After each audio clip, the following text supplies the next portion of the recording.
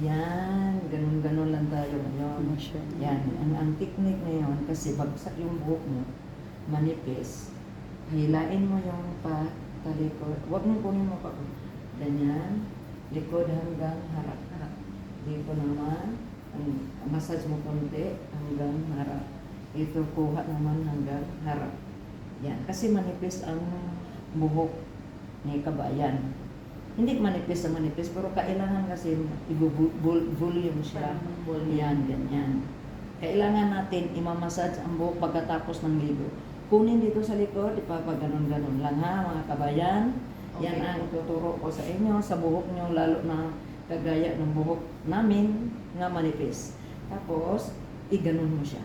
Ikaw lang mismo. Ganun. Yan. O. Yan. Yes. Oh, ang technique ni Alice, yan, ganyan. Ituturo ko sa mga customer kong mga maganda.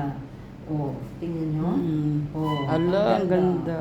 Ang ganda ng buhok, gupit at saka color. Oh, di ba, mga kabayan? Ganda, te.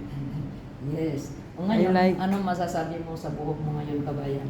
Wow, ang ganda niya. Magsalita ka. Worth it ate ang paglalakbay ko.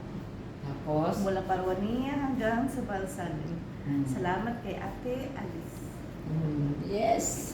Ang sarap ng feeling kasi Ganda. ano nagustuhan niya at saka masaya siya. At saka maganda rin yung sinong gumagawa. Oh.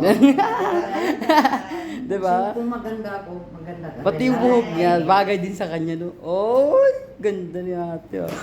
Ang ganda ng buhok mo, darling. Ganda no? Sige. Ang fairness talaga. Oh, yan. Ganyan lang ha, mga technique pagbayan ha. Yan siya. Ang ganda, te. Okay, Oh. so alright.